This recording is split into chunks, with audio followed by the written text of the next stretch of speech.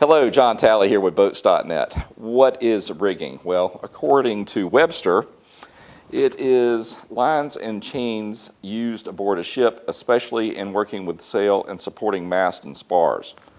Well, I think we've progressed a little bit further than that. So, what do I think rigging is? In my opinion, rigging is any interaction that you're going to have with your boat. And that could be on the control side, that could be on the gauges side where it's giving you feedback. It's basically any point at which you're working with, monitoring, or adjusting your boat. So what are your three main points of interaction with your boat? Well, you've got your control side, and that's going to be your steering, that's going to be your shifting, that's going to be your throttle response. Beyond that, then you've got your gauges. That is the boat telling you what's going on with it. Even one step further, well, then you're talking about fish finders, depth finders, any type of display as far as your GPS, as well as radar, where you can keep up with whatever's going on around your boat and not just what's happening on it. So how do you best determine what type of rigging you need for your boat? Well, that depends a lot on how you're going to use it. Do you need a satellite system if you've just got a lake pontoon boat? No. Do you need all the information that you're going to have available to you if you're just on a lake boat versus an offshore boat? Well, no, you can have a simpler system. The simplest system out there is going to be just your standard controls, which is going to be your shift, throttle, and then steering.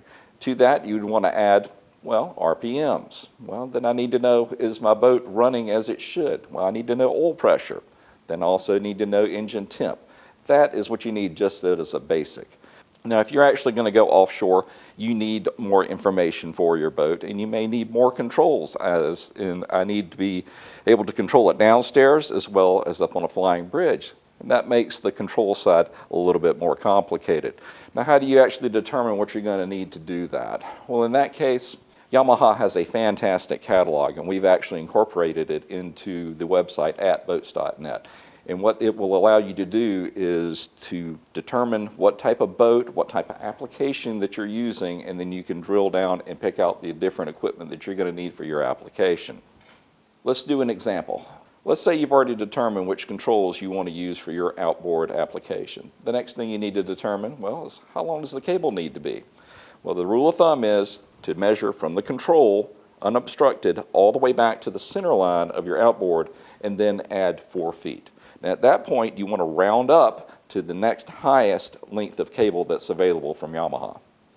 The next scenario would be if you're just replacing an existing cable because it's worn out, getting hard to use, and even though you've gone in and maintained it and lubricated it, it's just not working and it needs to be replaced. It happens over time.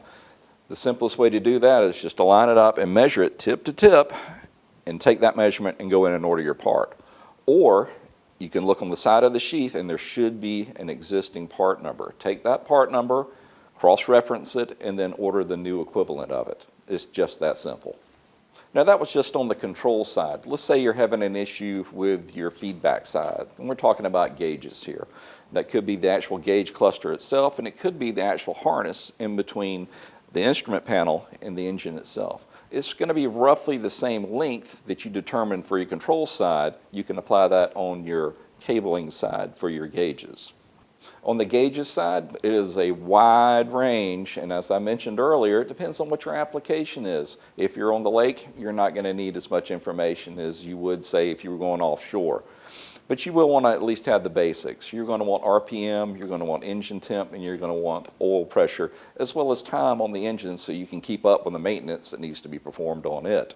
Now, if you are going outshore, then you need a lot more information than is going to be required just on a lake boat. If you're heading offshore, well, go ahead and invest in a good LCD screen. That's going to give you all the information that the engine can give you. And that can make the difference in between being stranded out in the ocean and actually making it back to port. There you have it. That's just the basics of rigging. There's so many different options that are available. The biggest thing I wanted to share with you today is that link in the description below. That is your doorway into all this information to where you can determine what's best for your boat. Go check us out at boats.net, where you can go in and learn about whatever is going to work best for your application. And if you're still having a little bit of trouble, give us a call. That is what we are here for, and we're glad to help. Listen, we just want to say thank you for shopping here with us at boats.net, and we will see you in the next video. Have a great day.